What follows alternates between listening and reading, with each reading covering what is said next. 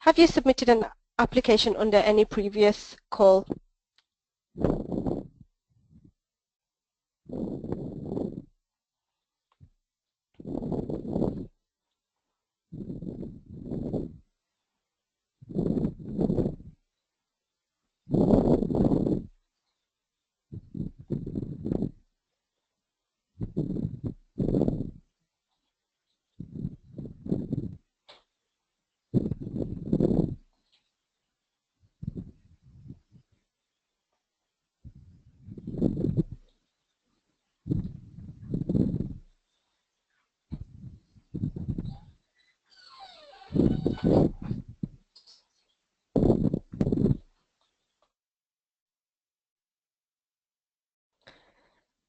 Okay, so thank you for your answers. So we'll move on now. And so just to give you an overview of what we will be covering today, I'll start by giving you a quick introduction to Key Action 2 on what funding is available.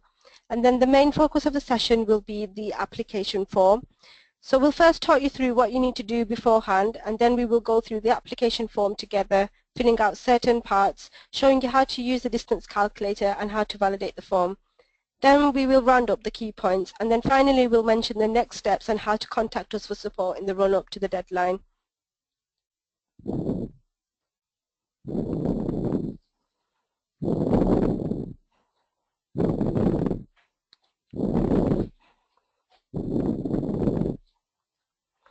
Okay, so as you hopefully know, in this session we will be focusing on Key Action 2, Cooperation for Innovation and Exchange of Good Practices. Key Action 2 is all about cooperation and collaboration. It offers opportunities for organizations from different countries and different sectors to work together to share good practice and innovation and to improve the provision for learners. The UK National Agency, which is a partnership between the British Council and Eform UK, is responsible for managing strategic partnership projects.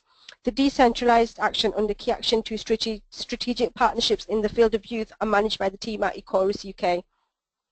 Other types of projects under Key Action 2, known as Knowledge and Sector Skills Alliances, are managed centrally by the Executive Agency of the European Commission. We won't be talking about these types of projects during the webinar today, but you can find more information in Part B of the Programme Guide, page 125 onwards. Strategic partnerships are cooperation projects which allow organizations to work together to improve the quality of education and training provision, tackle common issues and share or develop innovative practice. As you are aware, one organization applies for funding on behalf of the whole partnership, and if the project is approved, this partner has the overall responsibility for managing the funding and is accountable to the national agency for the project. Strategic partnerships are flexible in terms of what they can entail and in size.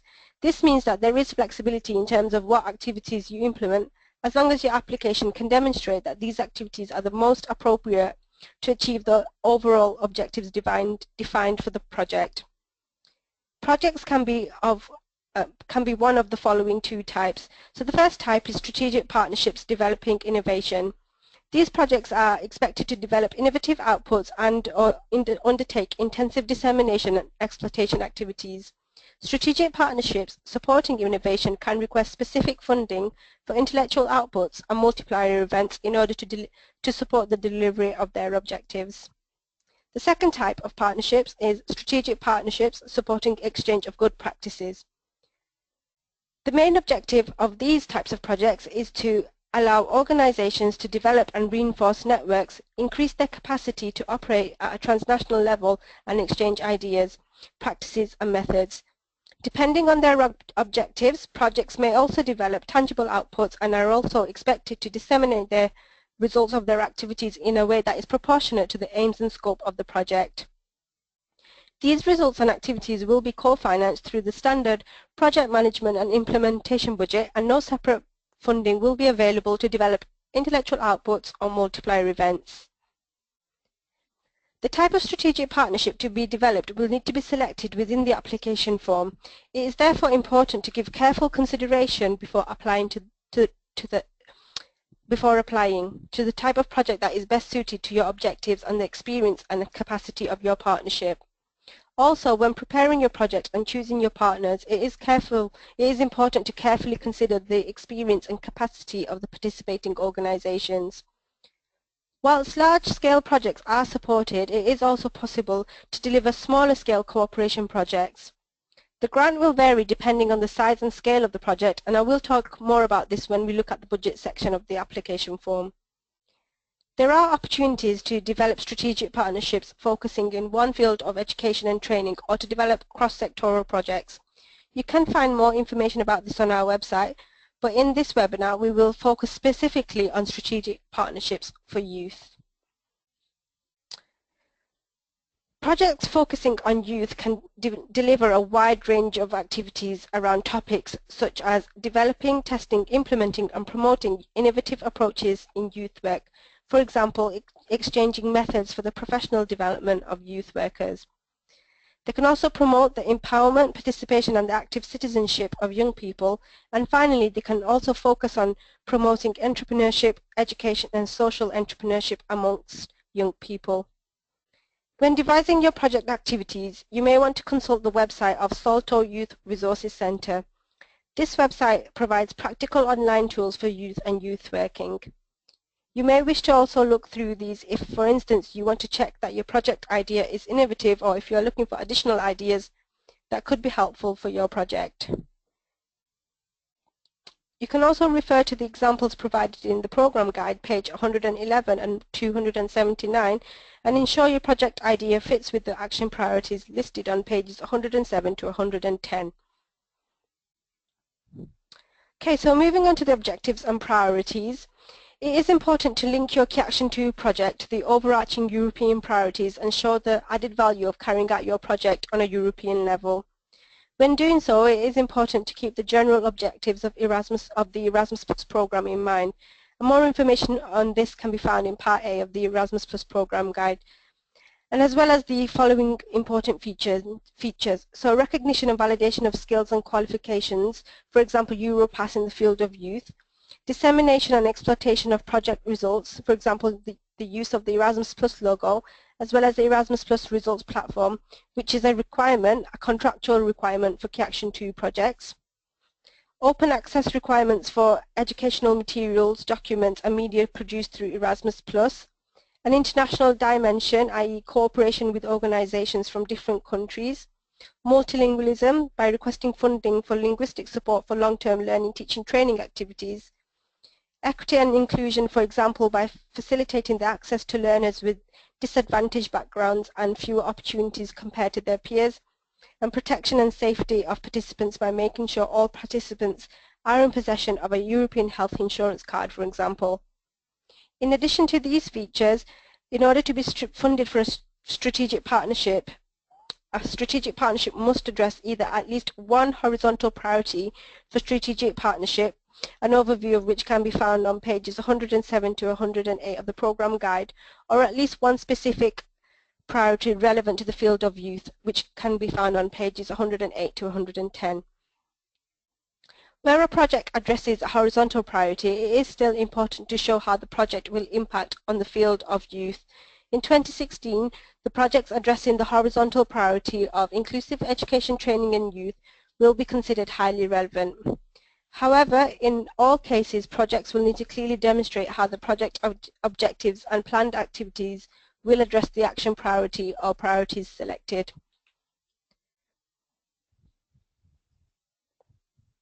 Strategic partnerships in the field of youth also support the development of transnational youth initiatives fostering social commitment and entrepreneurial spirit, jointly carried out by two or more groups of young people from different countries.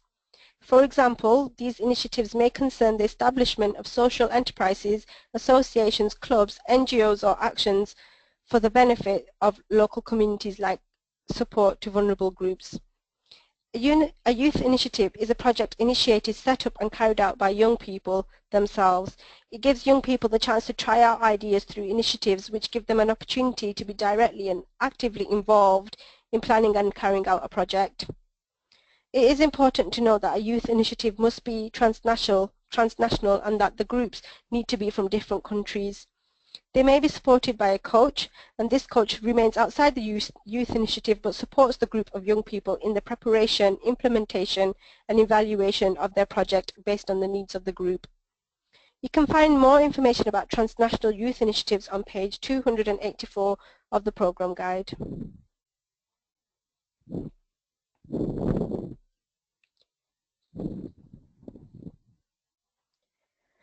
Okay, so what is a Key Action 2 strategic partnership? So one organisation applies to their country's national agency on behalf of their entire partnership. Projects can be different sizes, but you will need a minimum of 2 partners, that is including the lead organisation from 2 different programme countries, in the case of projects consisting only of youth organisations. You can find the definition of a youth organisation in your handout. Projects involving partners from other fields require 3 partners from 3 different countries. The lead or the applicant organisation must always be from a programme country, though partner countries can participate if their participation brings clear added value to the project. Projects can last from 6 months up to 36 months, and you need to choose the duration of the project at application stage, and this cannot be changed. However, the latest possible end date is 31st of August 2019. Projects can be different sizes and funding will reflect this, as you will build your project budget from a series of unit costs per activity up to a maximum total budget. The maximum budget is a variable amount defined by multiplying €12,500 per month for the duration of the project with a maximum of €450,000 for 36 months. There is no formal requirement for match funding in the project budget, though the principle of co-financing applies. Please see page 242 of the programme guide for more information. So once you've decided what you want to do, you've set up your partnership and thought about how to address different European priorities, you'll need to complete the following 2 registration steps. You'll first need to register on the ECAS portal. ECAS is the European Commission's authentication service, and you'll need to register here to use any type of external European Commission tool. We have a video guide on our website which will talk you through how to do this, and you can find the link to it in your handout. You'll then need to obtain a participant identification code, otherwise known as a PIC, to access the participant portal. The participant portal is a single entry point for the electronic administration of EU-funded projects related to the Erasmus Plus programme. You will be prompted to provide information about your organisation, as well as upload documents related to your organisation. These documents are needed to prove the legal status and financial capacity of your organisation, and it is essential that the information on these documents matches the information on the portal.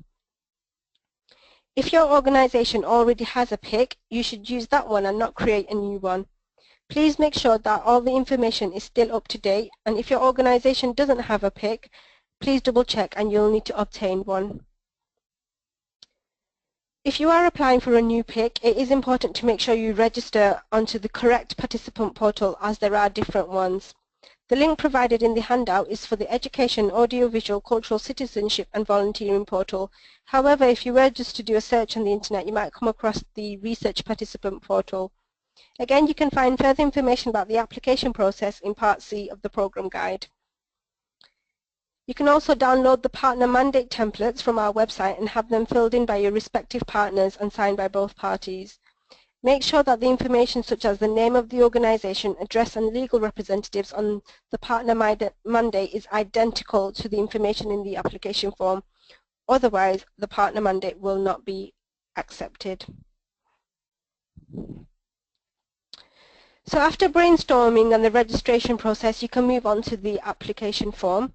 The application form is an eForm, and you'll need to submit this online will need to be submitted online by the applicant organisation by the round 3 deadline of 4th of October 2016.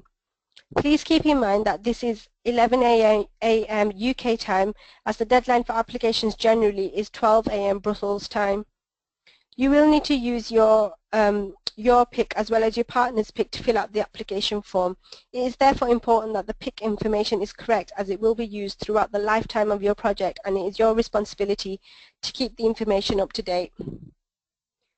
To make sure that you've got the correct application in front of you, you should double check that it states the call as 2016, the round as 3, and the deadline should be the 4th of October. Applications to the UK National Agency should always be completed in English. So we'll now actually go through an actual application form and run through it with you. As we go along, I'll show you how to fill it in some parts, as well as give you some hints and tips based on feedback from previous rounds. We will be using a test application form, as using an eform from one of the previous rounds would contravene data protection rules.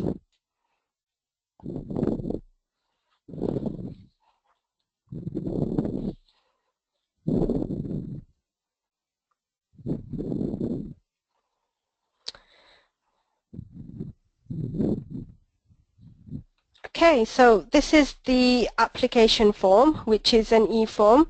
It's available to download from the Apply for Youth Partnerships funding page of the Erasmus Plus website, and you should save it as a PDF to your PC. Please check that you have downloaded the correct application form for the third round of 2016. As mentioned on the slide, you can do this by checking the following. So again, you can check from the section B, which is context, and the key action should be cooperation for innovation and the exchange of good practices. The field would be strategic partnerships for youth, call 2016, and round 3. So as I go through the application form, I'll use the scroll bar to scroll up and down the page to the relevant sections of the form. I will concentrate on hints and tips for each section of the form, as well as as we go through the sections rather than describing all the information needed. I'll then concentrate on the sections dealing with project activities and budget, showing you how these link to each other, as well as giving you hints and tips on how to complete them. An important feature of the Key Action 2 application form for 2016 is that you need to choose what the main objective of your project is. And based on that choice, certain sections in the application form will appear or disappear. The two options are development of innovation and exchange of practices. We will start off by showing you what the eform looks like for the development of innovation type of project, and then show you the differences with the exchange of practices. You'll also need to select the you'll also need to select the language you are using to complete the application form from the drop-down menu. As I mentioned before, the applications made to the UK National Agency should always be in English. You'll need to input your start date and choose the duration of your project, which will automatically fill in the end date for you. The start date for round 3 must be between 1st of February and 31st of May 2017. However, please note that the latest end date for your project is 31st of August 2019.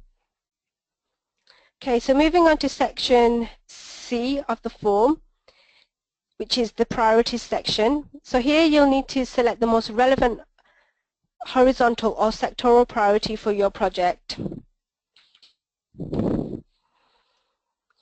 So I'm just going to select horizontal priority. So as you can see, the main priority should be horizontal or youth priority if you're applying in the field of youth. If you choose a horizontal one, you'll need to explain how it links to the youth field specifically.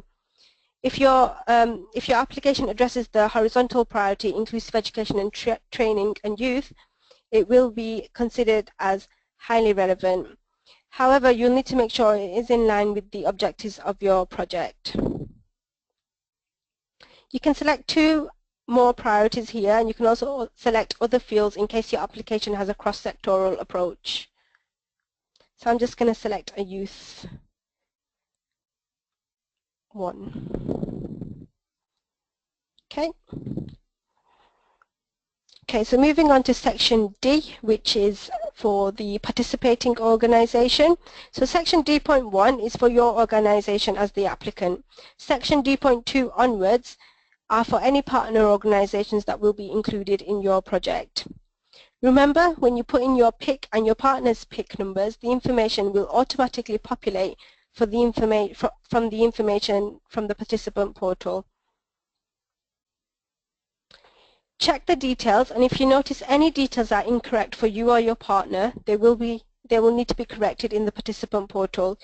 You should also check that the information in the partner mandate matches the information in this section for you and your partner's organization's details. If any of the information in the mandate doesn't match the application form, you'll need to go back to your partner to amend the mandate.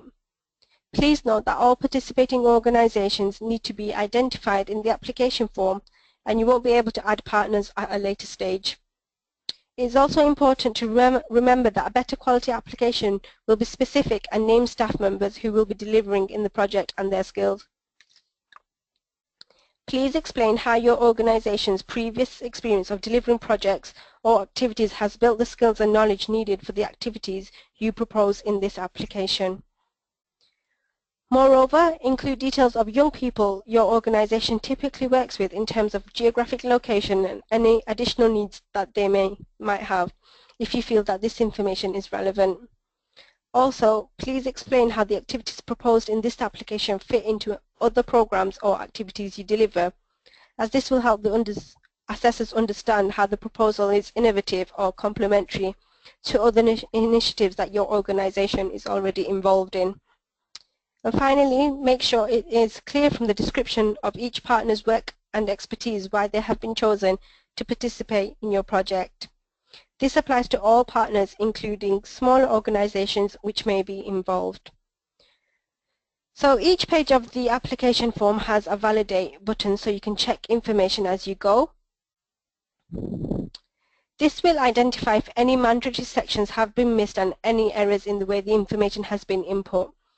As you can see, we need to select what type of organization our applicant is.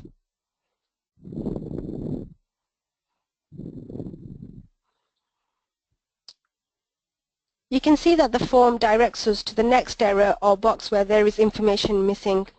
In this case, the email address is not in the correct format, so I'll just amend that.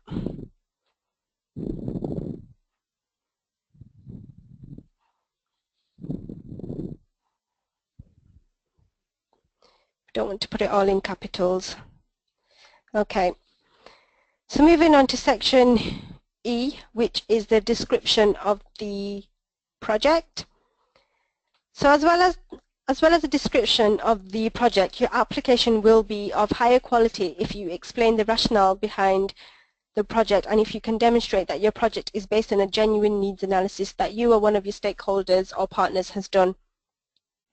Including details of this can also show why you have included certain partners, which would help the assessors understand the choice, which is after all one of the criteria that they are assessing. Make sure you demonstrate that each transnational face-to-face partner meeting is necessary for achieving the results of the project. Make sure that the number of partner meetings is appropriate, as assessors consider that hosting more than one partner meeting could be excessive unless well justified. Show that the planned participants are appropriate to the project activities, as this will support your request for budget under the Transnational Project Meetings Budget heading. Make sure your results fit with the objectives of the project and that they are realistic and achievable. You should provide details of which partner will be involved in producing each result and when they'll become available. Make sure you know what is meant by results. You can go to page 301 of the program guide for the Commission's definition. And if you are unsure about what a strategic partnership can be, have a look at page 285 of the program guide, which gives some examples of strategic partnerships. For youth specifically, page 287 gives a good example. Okay, so moving on to section E.1, which is for the participants.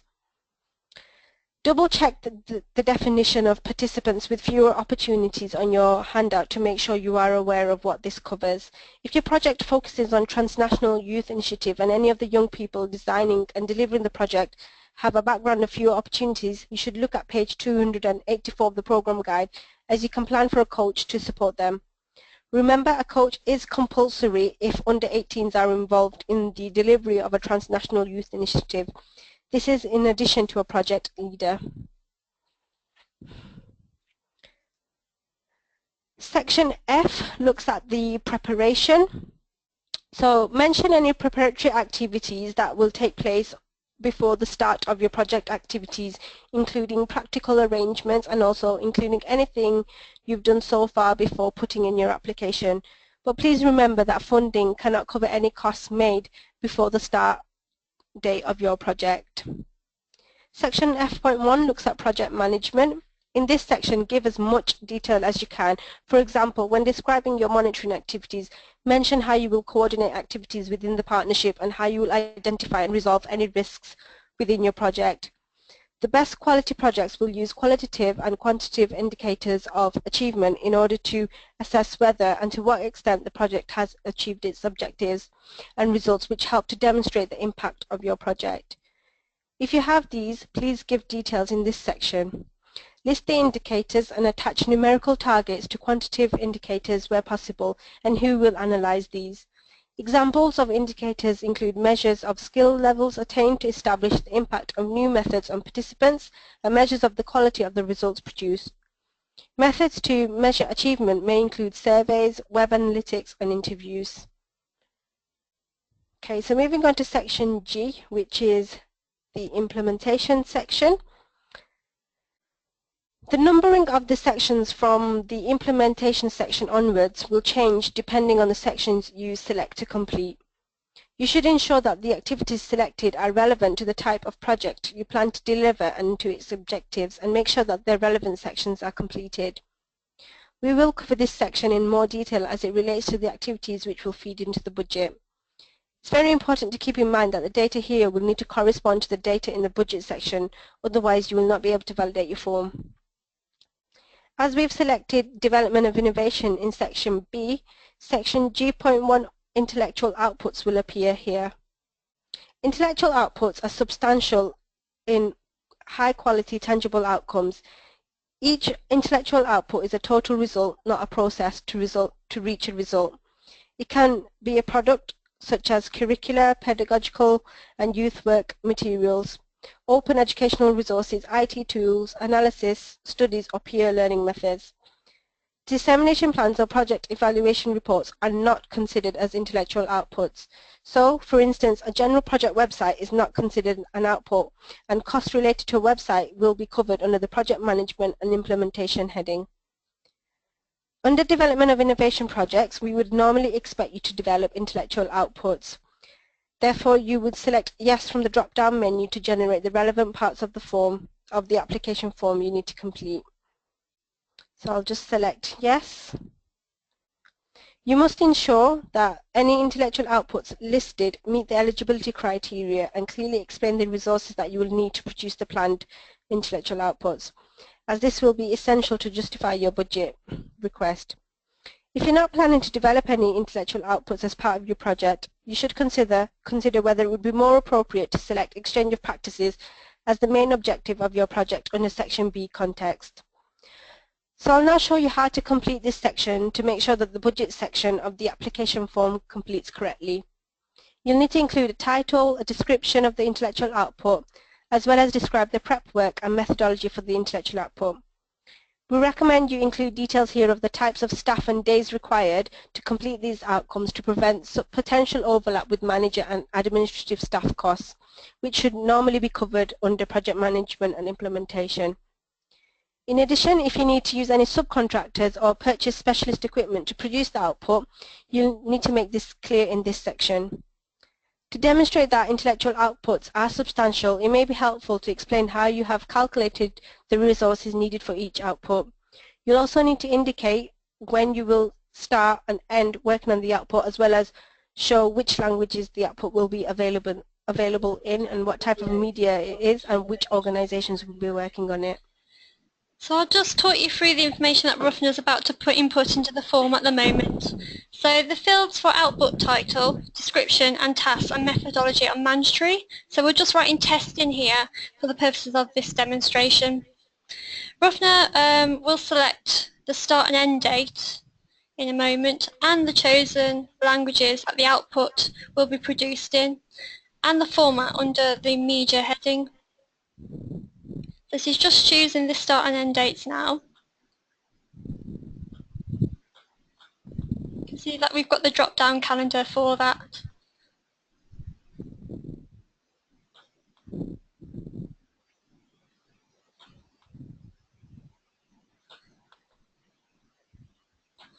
And this again is for the languages that the output will be produced in.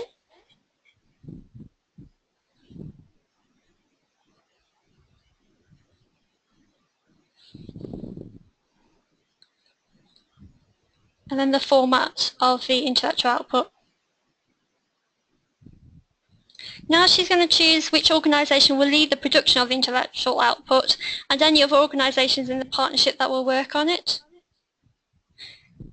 If you make a mistake, you can remove the last option in the list. And you can add as many intellectual outputs as you need by clicking on the Add Output button.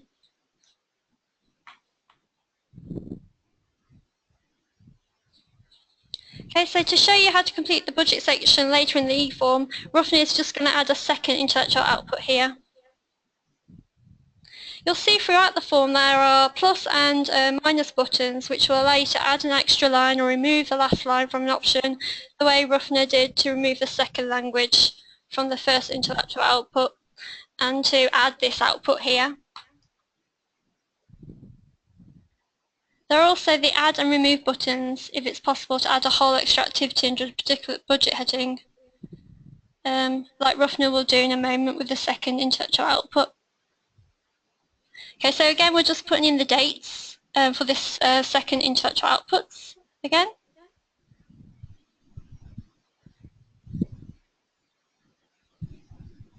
And the language the output will be in. So we're using the plus and minus buttons to do that. And for the media as well. And again, the activity of the leading organisation.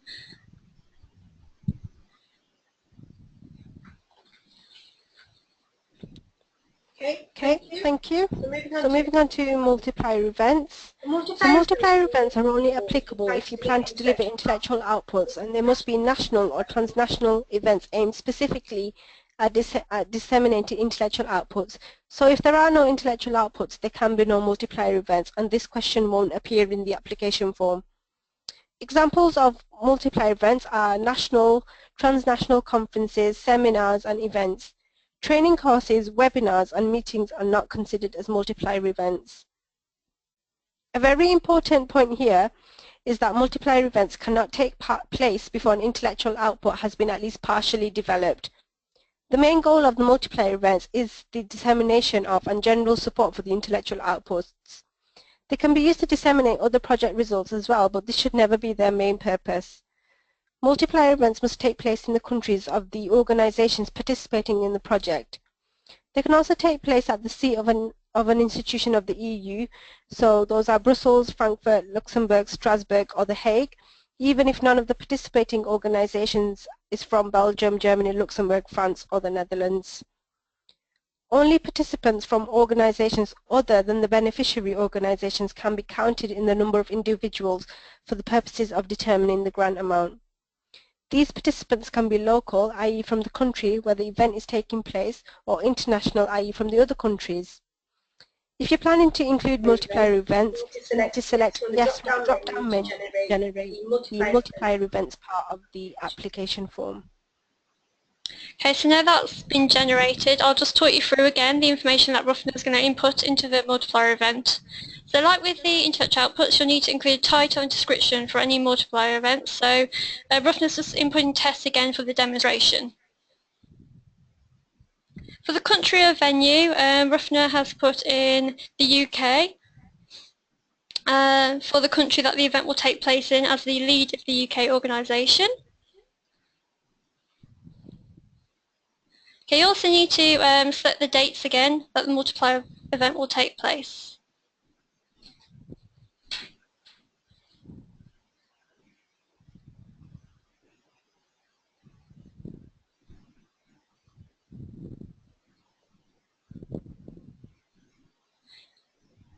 Okay, for the country again, you'll also need to select the country the event is taking place in and which intellectual outputs will be disseminated in.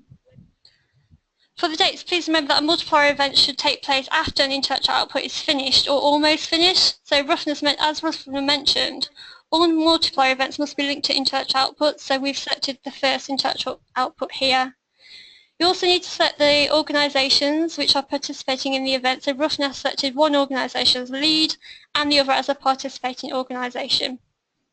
You can add as many multiplier events as you need, but the funding is limited to a maximum of €30,000 per project.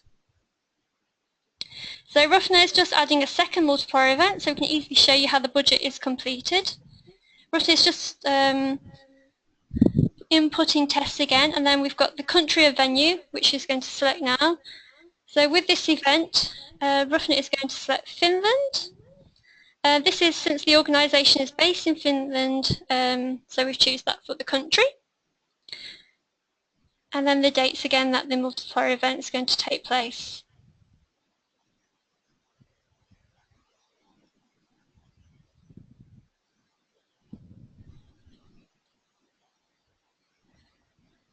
Okay, so the intellectual output covered is the test 2 one.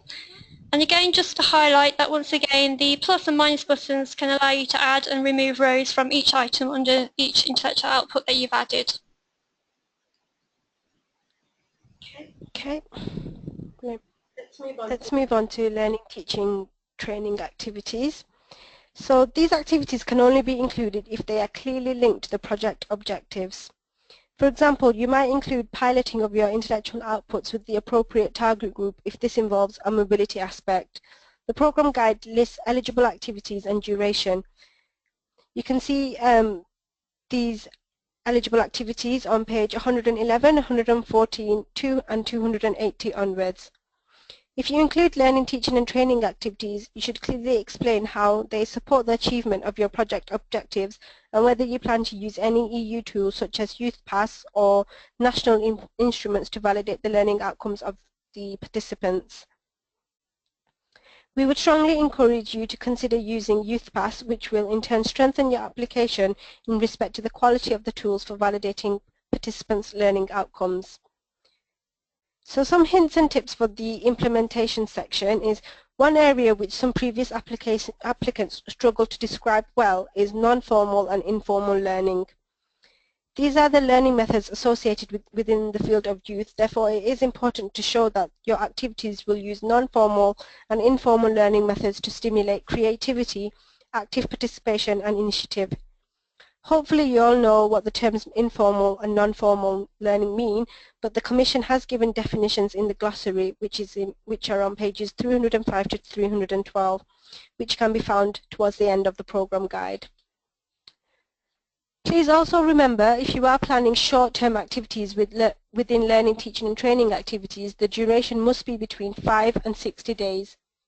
Please ensure that the duration selected meets the minimum requirements of 5 days as per page 114 of the programme guide. Failure to adhere to this rule will result in the activity being deemed ineligible by the national agency and a subsequent budget reduction being issued.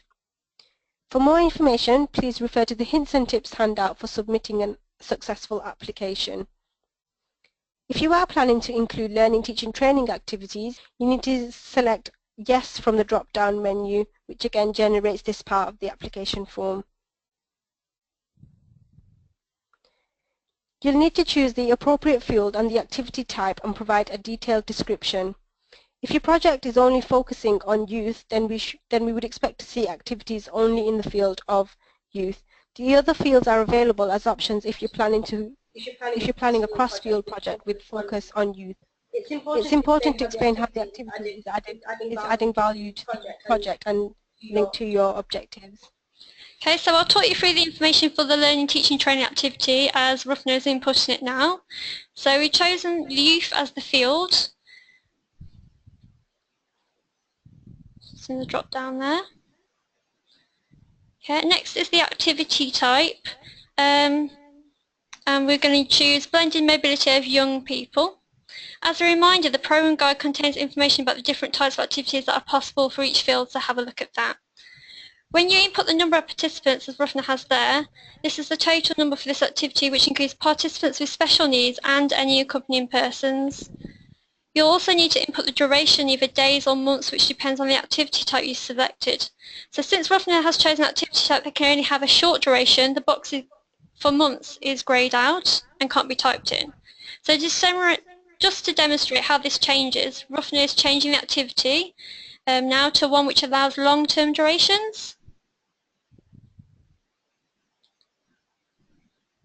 So now the duration in days is greyed out and can't be typed in. Like with intellectual outputs and multiple events, you can add as many learning, teaching, training activities that you need with the Add Activity button. Please be aware that learning, teaching, training activities should include participants from beneficiary organisations from at least 2 different programme countries.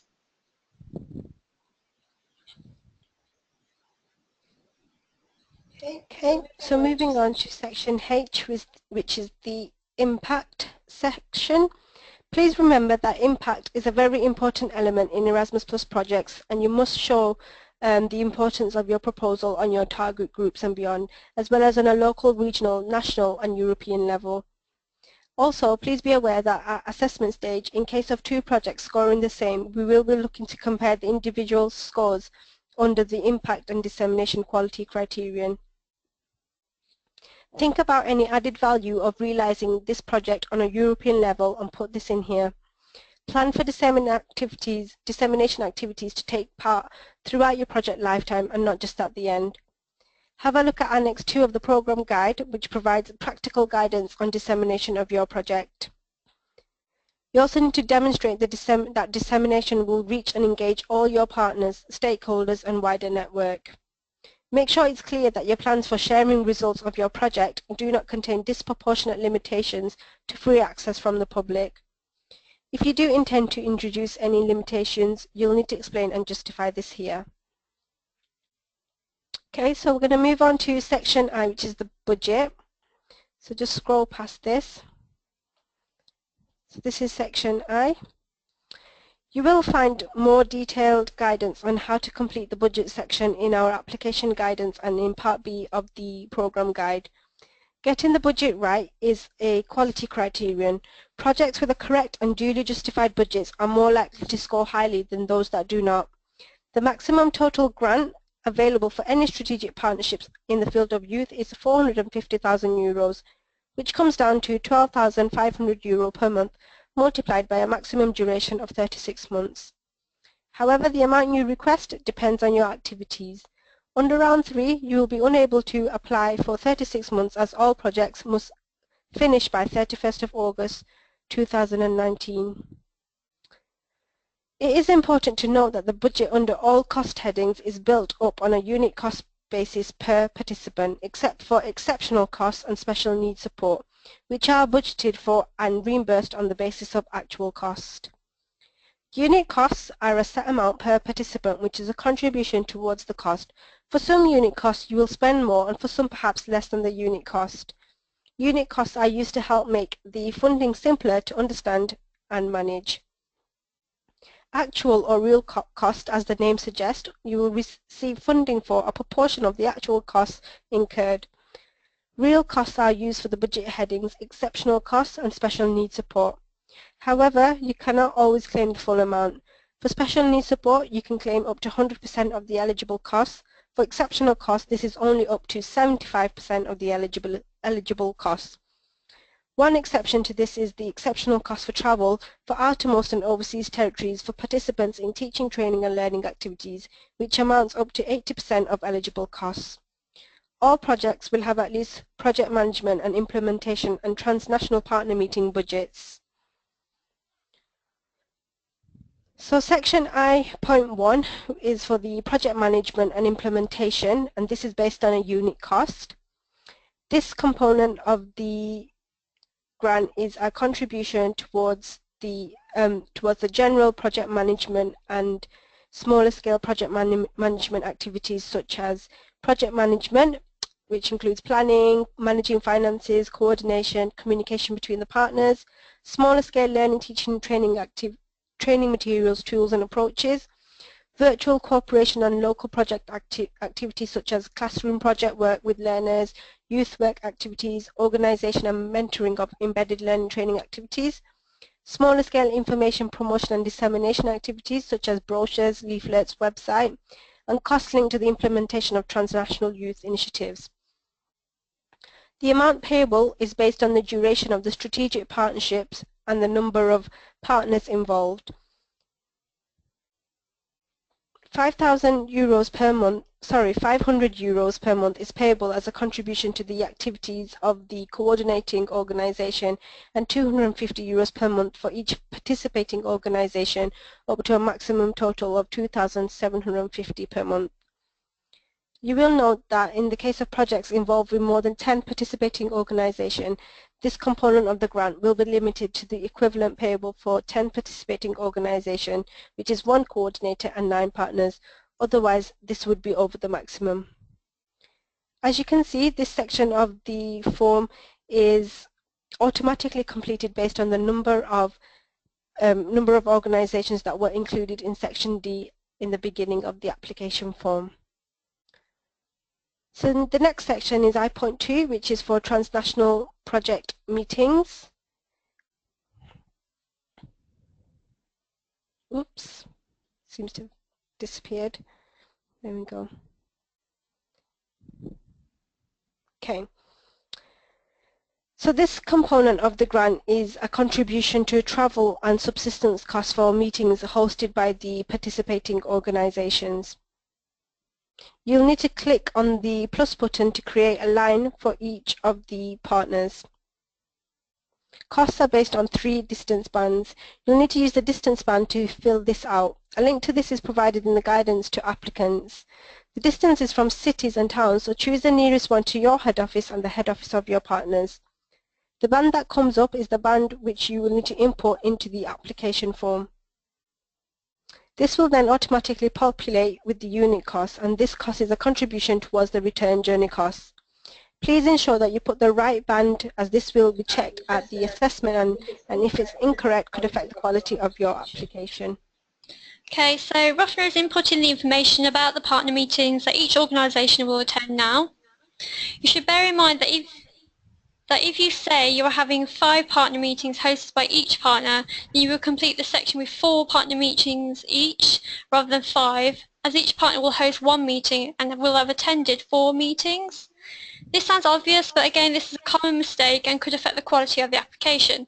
So in this example here, there are a total of 2 meetings planned, with each partner hosting 1 each. Okay, further hints and tips relating to transnational project meetings are available in the handout provided within this webinar. So Ruffner is now going to switch to the distance calculator to work out the correct distance band. So the distance calculator works by you inputting the town or city that will be the point of departure and arrival for the partner meeting. So our test organisations, as you can see, one is based in Birmingham in the UK, and the next one is going to be based in Helsinki.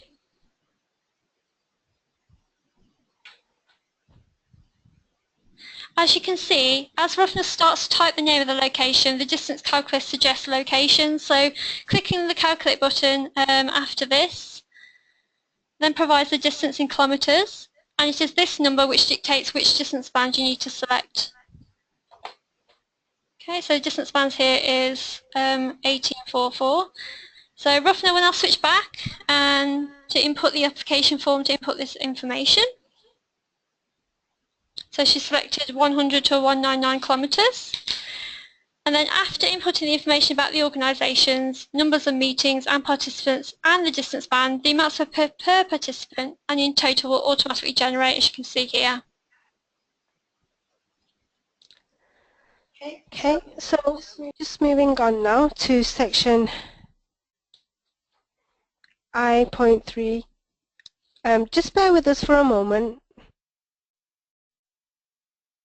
Hello, someone's just asked about seeing the side of the screen. You've got like a panel on the right hand side, so if you just zoom out using the zoom function at the top into 50% and then zoom back up to 75 or 100%, that should get rid of that for you.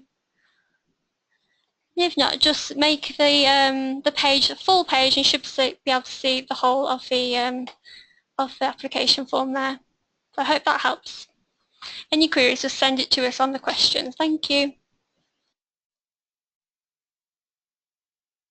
Thanks, Aisha. I'll try and scroll across so you can see the full page if you can't, but for some reason we're not able to remove the panel on the right-hand side, so I do apologize. Okay, so we'll just move on then to intellectual outputs. So as you can see, these are the columns which you'd see in the application form. So the funding can only be used for staff costs for the organizations directly involved in the production of the intellectual outputs, and this must be clearly justified in the body of the application. So intellectual outputs are based again on a unit cost. It's important to mention here that the staff costs for managers and administrative staff are expected to be covered already under project management and implementation, unless the development of the intellectual output is identified as a distinctive separate role for the managers and administrative staff in question, but this should be very clearly justified.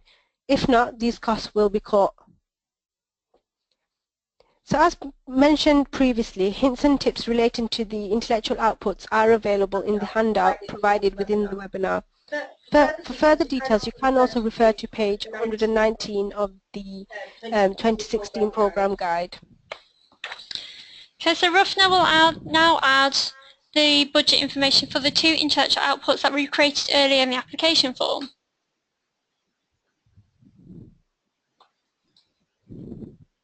So as Ruffner said, the information you can add in the budget should be clearly reflected in the earlier section. Okay, so Ruffner will be adding 5 rows using the plus button. You should use a new row for any change in the organisation, intellectual output, staff category, or number of days to ensure the budget completes correctly.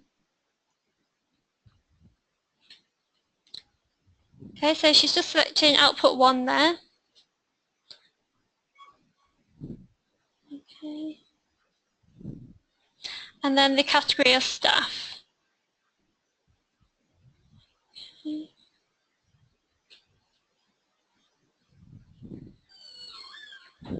Okay, as you can see, Ruffner has included a small number of manager days for output 1, so 5 days here, and then 30 days for teacher training researchers. So as she mentioned before, if you do include any manager or administrative days, please clearly justify these, otherwise they may be cut. So as Ruffner completes each row, you can see that the budget is automatically filled in.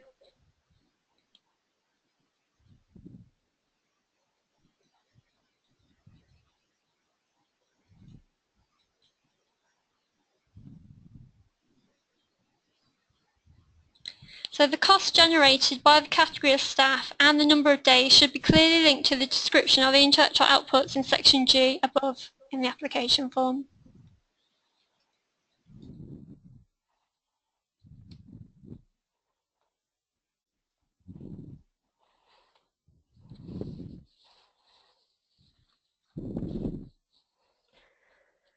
Okay, so just moving on then to section I.4. We're just going to take a little brief break for a couple of minutes while we just try and sort out this eform issue. So just bear with us for a moment. Thank you.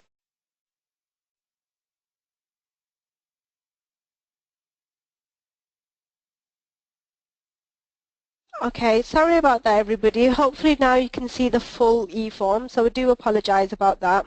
So we were on multiplier events. We were just completing the budget part of the multiplier events, which is section I.4. Okay, so this budget heading again is based on a unit cost, and it is only applicable to projects planning to organise national or transnational events aimed at disseminating intellectual outputs produced by the project. Therefore, a project which does not plan to deliver intellectual outputs cannot be awarded funding under this budget heading.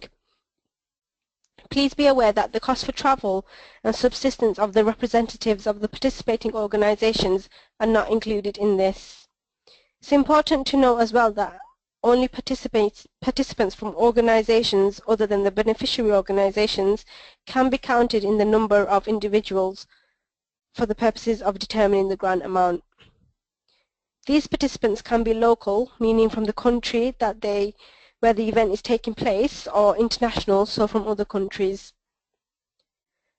These costs should be clearly linked to the description of the multiplier event in section G above, and as mentioned earlier, multiplier events are aimed at disseminating the intellectual outputs realized by the project. As a result, multiplayer events should take place after the completion of the intellectual outputs they've been linked to.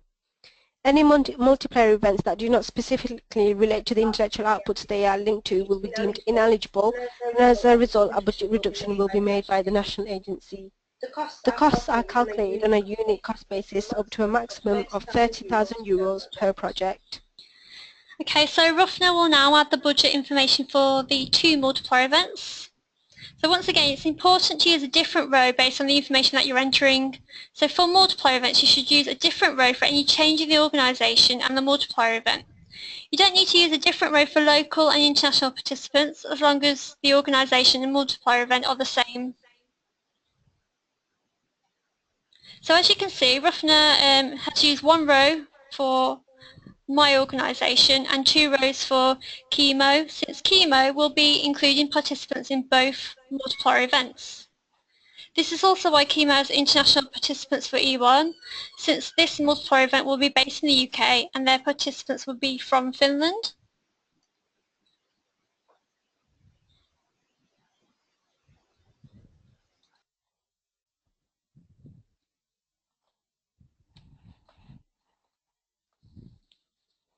Okay, so section I.5 is for funding for learning, teaching, training activities, and again this is based on a unit cost.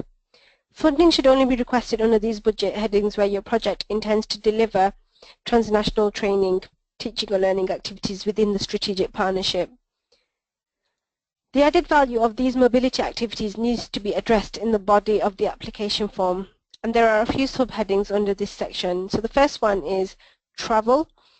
This is a contribution to the travel costs of participants, including accompanying persons from their place of origin to the venue of their activity and the return journey. You will also have to use the distance calculator for this, but the form uses different rates when you enter the distance. Okay, so Ruffner is now inputting the travel information. Again, she's using a row for the participants from each organisation. Obviously, when you are completing your application form, you would need to use a distance calculator again and check which distance band to use. So in doing this, Ruffner is going to make sure that the number of participants included here matches the total number of participants included earlier in the form. This is very important because any inconsistencies here would either affect your grant request or even prevent the form from validating. So individual support, we move down to that now. So here, the contribution for participants partaking in any long-term or short-term learning, teaching, training activities will be calculated. So it's depending on the duration of the activity. Accompanying persons should be listed separately on the right-hand side.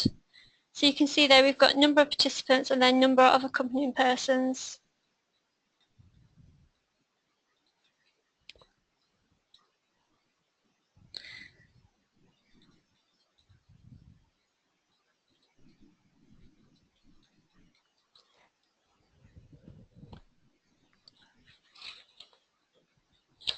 Okay, so since the activity we chose earlier was for a long-term duration, Ruffner is completing the long-term section.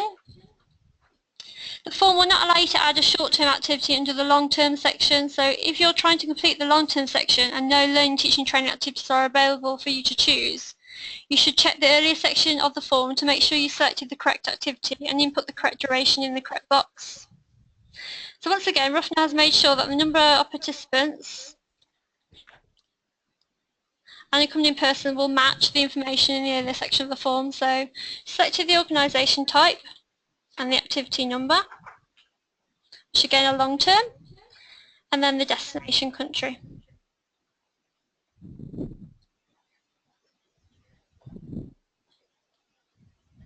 So again, just reiterate that. So the number of participants and accompanying person will match the information in the earlier section of the form.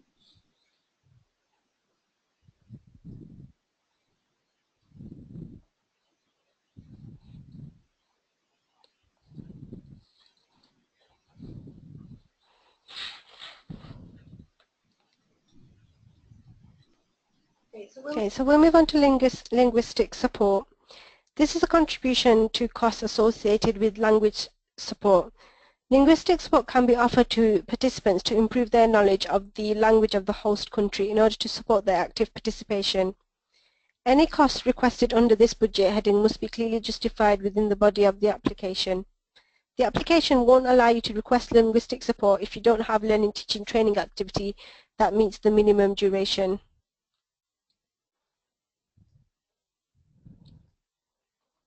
So I'm just going to add some information into this section.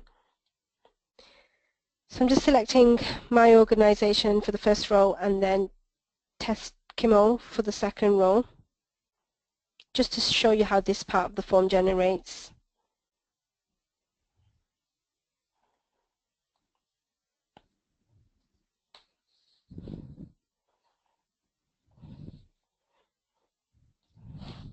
Okay, if you need to add linguistic support but the form won't let you, you need to check section G where you input all the learning, teaching, training activity details. The next section is exceptional costs for overseas countries and territories travel costs. If you plan to organize learning, teaching, training activities and you want to involve participants from outermost regions and overseas countries and territories, then it is possible to request extra funding for travel for those participants. You'll have to indicate what organization the participants are linked to and which activity they will partake in. Please make sure you clearly justify why you are requesting these costs. As we don't have any participants from overseas countries and territories, we don't need this section, so I'll just remove using the minus button. It is important to note that the number of participants will need to match the numbers that you put into the descriptive part in section G. So if it's not the case, then the form will not validate, so please do double check this. Section I.6 is for special needs, and again this is based on real cost. This budget heading is only applicable if you plan to involve participants with special needs in your project, which result in additional costs. This component of the grant is based on an estimate of the likely actual costs relating specifically to the needs of participants with disabilities. In the budget section, you'll need to identify the activities that the requested costs relate to. The participation of individuals with special needs must be identified and justified in the main body of the application form. You can claim up to 100% of these real costs, so I'll just add in a row and I'll pick test KMO and the number of participants along with a description. I'll also type in the amount that I'm requesting, which is 200, and then you just need to click anywhere on the form to generate that, to calculate that amount. So as a reminder, a person with special needs is identified under Erasmus Plus as a potential participant whose physical, mental or health-related situation is such that his or her participation in the project would not be possible without extra financial support. Okay, so we'll move on to section I.7, which is exceptional costs. This budget heading relates exclusively to actual costs related to subcontracting or the purchase of goods or services that cannot be delivered or provided by the organizations participating in the project for duly justified reasons.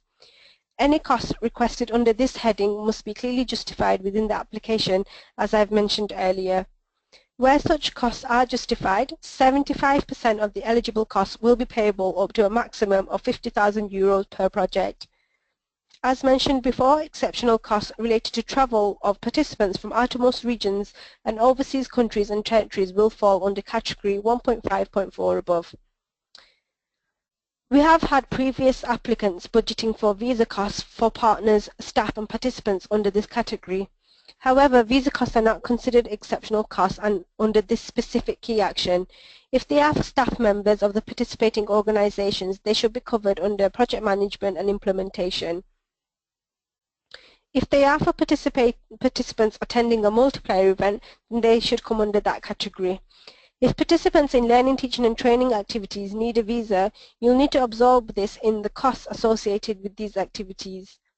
In respect to the special needs support and exceptional cost description, the application form allows you to write up to 5,000 characters, so please ensure that any requests for these costs are clearly described and justified in the application form. Section J is for the project summary. This summary will be used by the European Commission and the national agency in their publications and will also feed into the Erasmus Plus project's results platform, so it should be written with this in mind.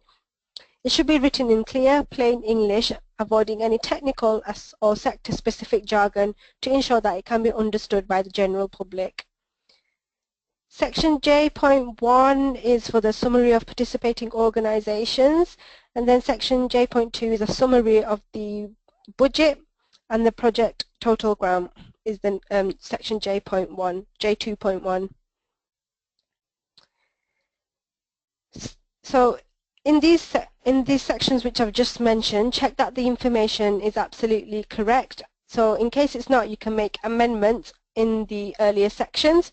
Make sure your grant requested does not meet the maximum allowable grant, which is €12,500 multiplied by the amount of months you apply for. So this is just a checklist, and then section N is for the annexes, which I'll just keep. Yep, here we go. So these are for the annexes. So the compulsory annexes are the signed declaration of honour, the scanned mandates of each participating organisation to the applicant, signed by both parties, and the completed timetable of activities, which is known as the project timetable spreadsheet. These documents can be downloaded from the Apply for Youth Partnership funding page of the Erasmus Plus website. Your project application will be ineligible without the first two of these attachments, and the lack of completed timetable of activities or project timetable spreadsheet will mean that your application will receive a lower score under project management and implementation, so please don't forget this. I'll now switch to a completed timetable just to show you. Okay, so the timetable uses the same letters that appear in the applications for intellectual outputs, multiplier events and learning, teaching, training activities. Some activities don't have a letter in the application, but these are explained in the box underneath the timetable. It's a good idea to use these letters throughout your application when covering any project management and implementation activities like Skype meetings, local project activities, dissemination activities, etc. As you can see, we've coloured the cells to show you which months each activity will take place, and this should correspond to the information that you've included in the application form. So I'll just switch back to the application form. So now, before we continue on to the submission part of the, we just want to show you what happens if you select exchange of practices as the main objective of your project. So I'll just scroll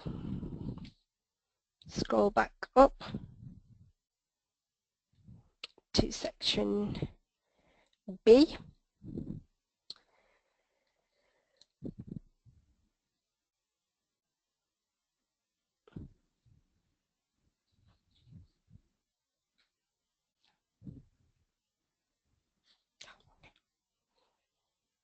Right, so I've just changed it to exchange of practices, and I'll just scroll down to section G just to show you. Okay. So up until section G, you can see that the implementation, the eForm, looks like the same as how we filled it in. So as you can see, when you get to section G, the sections for intellectual outputs and multiplier events are missing.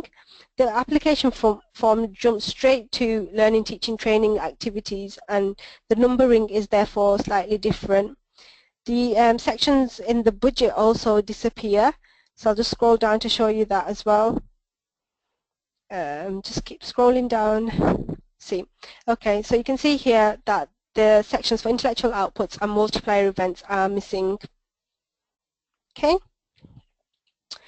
Just to also add, if there are still room for some attachments once you've added your annexes, your compulsory annexes, you can attach some, you can attach other relevant annexes such as needs analysis and a sample work program, but we would just recommend that you keep it concise, and we would expect that all the key information and is included within the main body of the application form.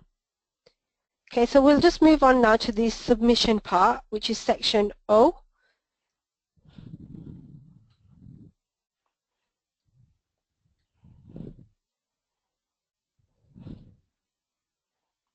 Right at the end.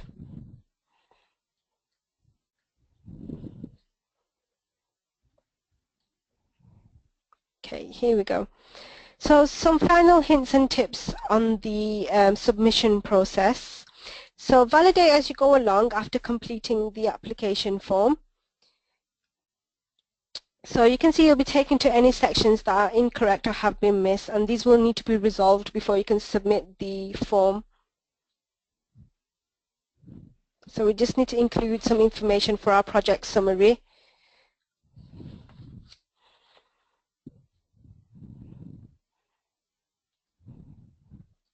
As you can see, the form is now valid.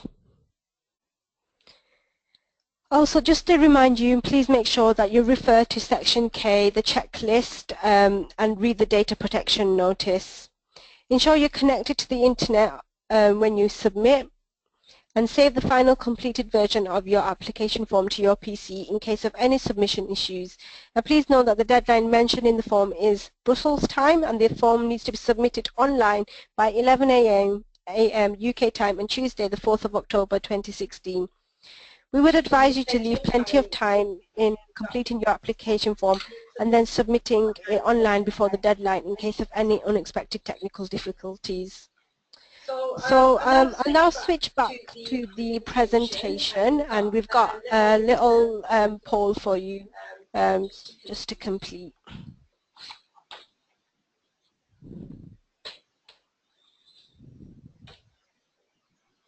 Okay, so the poll question is, do you intend to submit a Key Action 2 youth application for the round 3, 4th October 2016 deadline?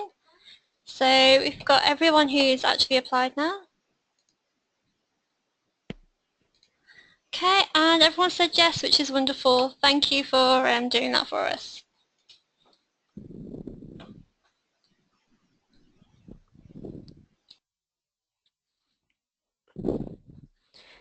Okay, brilliant. Thank you, everybody. So just got a few more slides to go of the presentation. So once you've received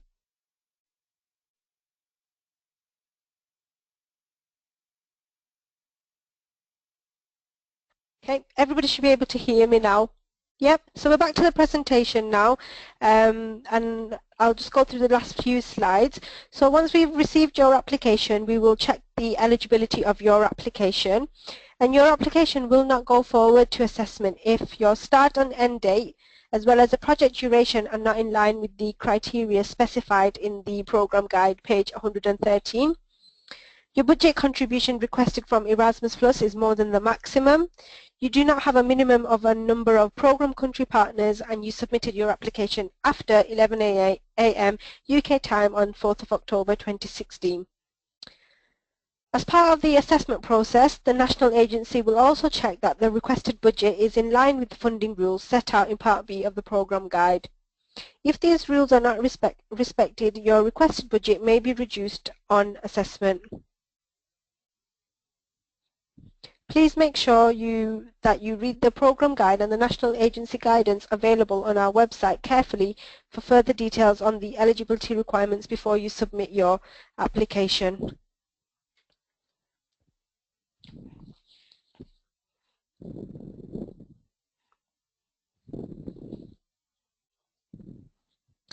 The Erasmus Plus national agencies will be validating your organisation and your partner organisations.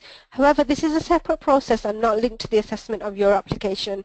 Therefore, your organisation being validated does not imply a successful outcome of your application. During the validation process, we will check whether all the information you put into the participant portal is complete and correct. We will check whether the required legal and financial term forms have been completed as well as uploaded as supporting documents. The verification of the financial capacity does not apply to public bodies and international organisations.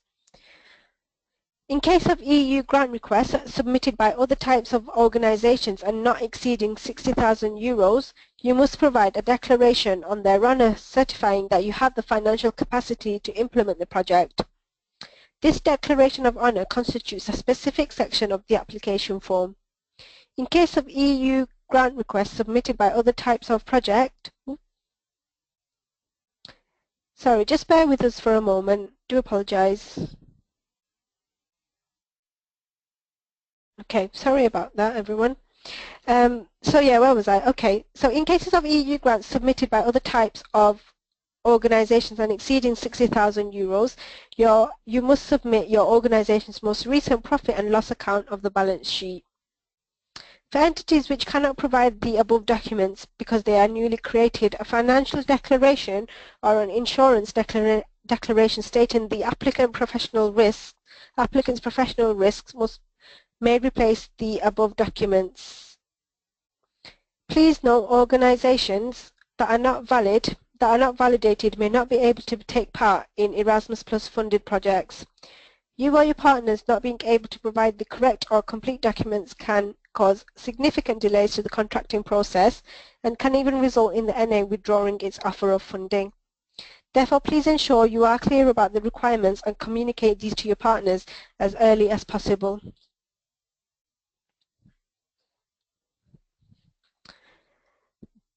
Okay, so the next slide. So just some key things to remember about the budget. The maximum budget is a variable amount defined by multiplying €12,500 per month for the duration of the project with a maximum of €450,000 for 36 months. The grant is a contribution to project-based costs on either unit costs or real cost budget items. When a contribution is based on unit cost funding will be automatically calculated depending on the unit, and this can be the amount of participants for a certain duration or a set cost per distance travelled, for example. Budget headings using unit costs are project management and implementation, transnational project meetings, intellectual outputs and multiplier events. Under learning, teaching, training activities, travel, individual support and linguistic support are also contributions to unit costs. Contribution based on real cost is for the budget following budget headings. Special needs, support and exceptional costs, as well as exceptional costs under learning, teaching, training activities. Special needs support can amount up to 100% of eligible costs. For exceptional costs, this is 75%. For expensive travel costs of participants from outermost regions and overseas countries and territories, under learning, teaching, training activities, you can request up to 80% of eligible costs. Your budget should be appropriate to your activity and demonstrate cost-effective use of resources. Several of the budget lines are conditional on you demonstrating added value, and you will need to clearly justify, especially for real costs, why you are requesting a certain amount of funding. Please note, for strategic partnerships supporting exchange of good practice, it is not possible to request budget for intellectual outputs or multiplier events. Just to remind you again, the following documents must be annexed to the application form. So the Declaration of Honour, which is signed by the legal representative mentioned in the application form, the mandates of each partner to the applicant signed by both parties and with the information identical to the information about the partners in the application form, and also the timetable of activities. We recommend you to scan different documents together into a single file. If after checking that these annexes are within the size and file format limits and you're still experiencing problems with attaching annexes, you can email them to erasmusplus@ecoris.com, clearly stating which application form they relate to by providing the application hash code and your organization's detail and project name. But please only do this as an exception and ensure you have followed all the available guidance first. You must ensure that you have validated all sections of the application form before submitting. So like we showed you with the eForm, you need to make sure that you are connected to the internet in order to submit your completed application, and you should also ensure that all the sections of the eForm are valid and all annexes are attached before submitting the form. If there are any technical issues preventing the form from being submitted, it will say error under status, and if this happens, you are unable to submit the form, you should follow the alternative submission procedure as described in the guide for applicants. In this case, you can still submit your application by sending it via email to us within 2 hours following the official deadline. However, the UK National Agency will only accept this submission if the error message is recorded under status in the submission summary section of the eForm with a timestamp prior to or on the deadline date and time. The following error messages, however, are not accepted as technical issues. So as you can see on the slide, so error 01 is not accepted as this error relates to the invalid data or missing fields in the eForm. This is not considered to be a technical issue and can be rectified by correcting the application form and validating it again. Second error is error 06, and this error means that there are errors within the annexes, meaning that the total size of the attachment exceeds 5 megabytes or they're not in the accepted file format specified in section N of the application form. This can be rectified either by reducing the size of the attachments or by removing them. The third error is unknown. This means that the eForm was not submitted and no submission attempts were made.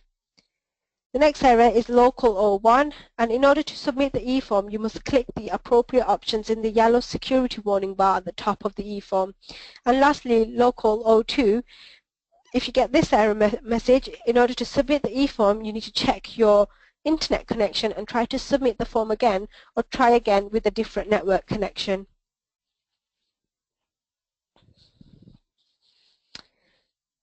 Okay, so last few key points and some more hints and tips before we conclude. So before a while you complete your application form, refer to the Commission's documents. First of all, the programme guide and the National Agency's own guidance available from our website. If you have applied before, don't forget to review the feedback you have received from us, as this will include key areas of improvement which will enhance your chances of submitting a good quality application. Please also remember that only one application can be submitted by the same partnership under the 4th of October deadline, and you should also save the form frequently so no information is lost. Ensure that the correct options are selected on the application so that important sections aren't deleted. And as I've said while looking through the application form, double check that the budget you request is accurate and well justified, and that you respect the maximum amounts allowed. Please provide relevant answers to the questions in the application form, but remember that there is a character limit on some of the sections, and you can see the limit by hovering your mouse over the answer boxes. A good idea is also to get someone to proofread your application and annexes, perhaps against the published award criteria. And lastly, leave enough time for completing and submitting your application before the Key Action 2 Youth Round 3 deadline of 4th of October.